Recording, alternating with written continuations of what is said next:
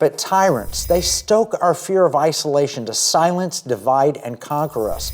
We learned that from Stella Morabito's great new book, The Weaponization of Loneliness. Be sure to catch that episode also. We are not alone.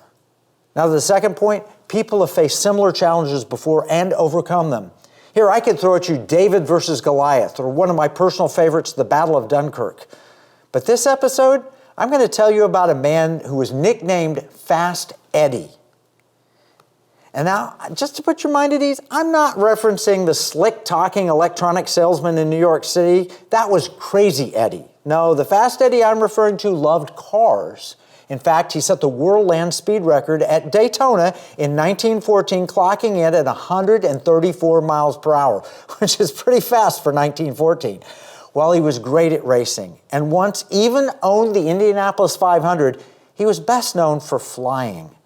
Of course, I'm referring to America's most famous World War I flying ace, Fast Eddie Rickenbacker. In fact, Captain Rickenbacker, as he was later known, was called America's Ace of Ace. And his story's amazing. He was awarded a Medal of Honor in 1930. Even Snoopy's battles with the Red Baron, they're patterned after him. There's so much we can learn from Eddie Rickenbacker. And yes, his story is extremely relevant today. Let's start with two of the biggest challenges that we're facing right now. The first, the long march to socialism and the takeover of our government by socialists. And the second is cancel culture, where you can get cut off, defunded, or outright censored if you don't go along with the socialist takeover. Those are real problems. The last election was not the red wave of republicanism that so many people had expected or hoped for. Instead, things seem to go according to plan for the Biden Democrats. Now, normally in a midterm election, the party that holds the White House, they lose quite a few seats in both the House and Senate. That didn't happen this time, despite massive national angst. More people think that we're on the wrong track than the right track. Inflation is uncomfortable. President Biden is viewed as wildly unpopular. We had a debacle in Afghanistan. The border is porous. People are dying from fentanyl, energy prices, and the crime rate, they've spiked.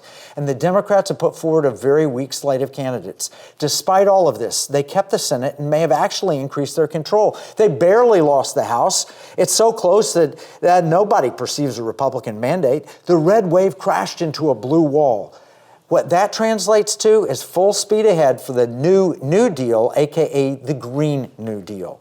Essentially, we're being told to give up personal liberty for the greater good defined by the elites. It's all laid out in my recent book, According to Plan, the elite's secret capture plan to sabotage America. But this is nothing new. We saw this in the 1970s and before that in the 1930s. President Reagan warned us that every generation would have to fight for freedom, and this is our fight. And so it's not so different from what Eddie Rickenbacker had to face in the 1930s. To set the stage, consider these similarities.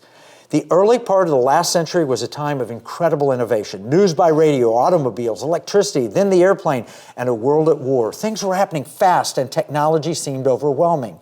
Then there was a pandemic called the Spanish flu, and vaccines, and healthcare was modernizing and globalizing. Then there was a serious economic crash that opened the door to a complete restructuring of the American economy. It was in this environment that Captain Eddie Rickenbacker, the entrepreneur, stood up.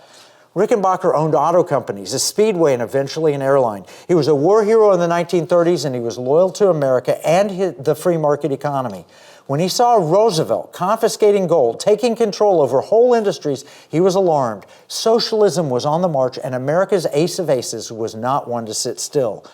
Rickenbacker's politics were decidedly anti-communist. He supported America first. He opposed the Roosevelt New Deal, and he did so vigorously and was canceled and censored for doing so. First, in 1934, President Roosevelt cut off a government mail contract with Rickenbacker's Eastern Air Transport. That was a huge blow. It was economic warfare.